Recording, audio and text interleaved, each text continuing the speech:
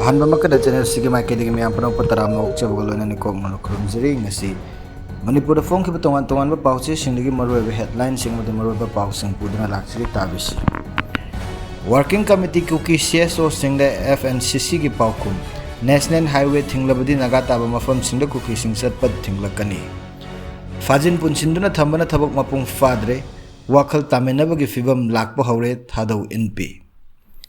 Isa ke political base semgat na ba atopa buhunduna ngang ba chumde Joy Kishan Social media da matam mangan gumsi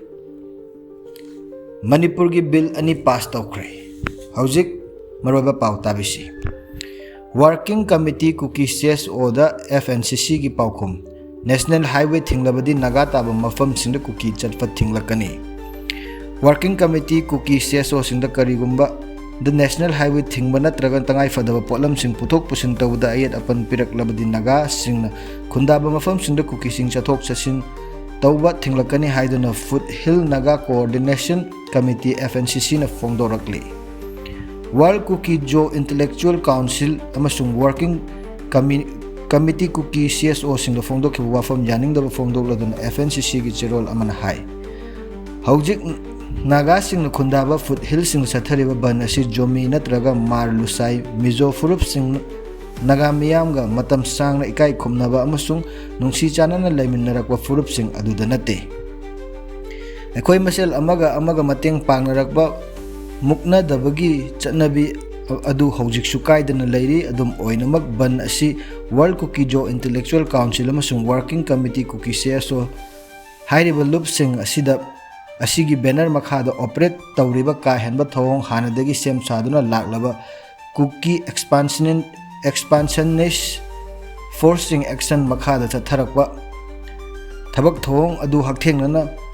yaningdabagi pakhum pibani haiba wafam thamlaki group sing asi na khanaba hawbal lam khopchinba amasung political manipulation chathaduna lamdam asigi ingtapa fibam amasung machoi tahanna bohona duna lakli haina FNCC na akan ba maral siri lamdam asigi mi milen kya ba awaba tahanba tha kuntre chuma National Highway thingjinba tangai fadaba potlam sing pusilakpa thingjinduna Manipur miyam bu ransom tan khibagi mokhoi Indian Constituency ge Article 21 natraga Essential Commodities Act 1955 ki matang do wangang fam thokte hairi mokhoi chathariba thong adu atai nate economic terrorism ni amasung makoina human rights natraga civil liability matang do wangang bagi moral natraga legal ground amata leite haina palladuna cherol aduda hai lamdam asida charang na bathokan naba season liba makoigi awaba nanglaba victim malhan ba honafum thokte haina fongdorok likarigumba Working Committee kuki CSO National Highway ani thingjinduna natraga polam sing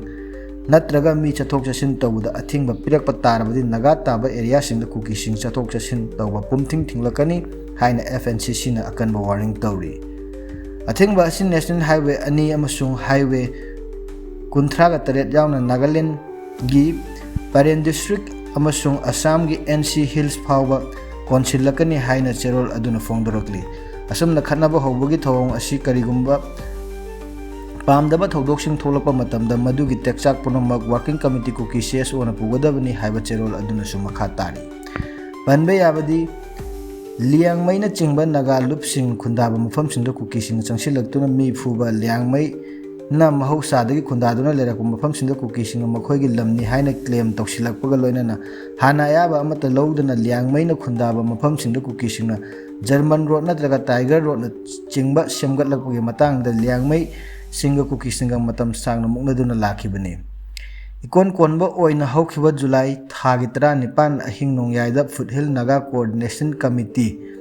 FNCC na German natraga Tiger Road thingbagi khongjing changsinba hawkhibani Manipur Police ki maikedagi lambi thingba handokna bu wafam thamlakpasu adumak thingduna lakhibaga loina kuki singa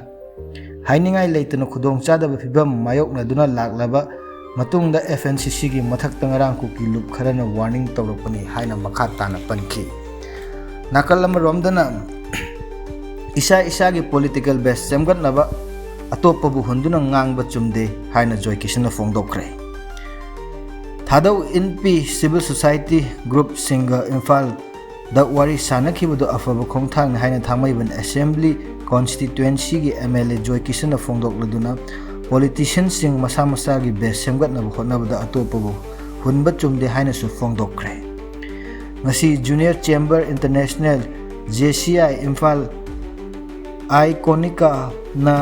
Imphal की खुयाथोंग लेबा थांगमैबन केंद्र development organisation टेक्डोना चलाइबा Thangmeiband Khuyathong high school relief camp लेबा नुपा मचा मसुंग नुपी मचा सिंगदा मतेंगी पोलम सिंग सिनबदे MLA जॉय किशन मणिपुर हौजिक ओइरिबा फिबम की मतंग वाफम सिंग सि थमखिबने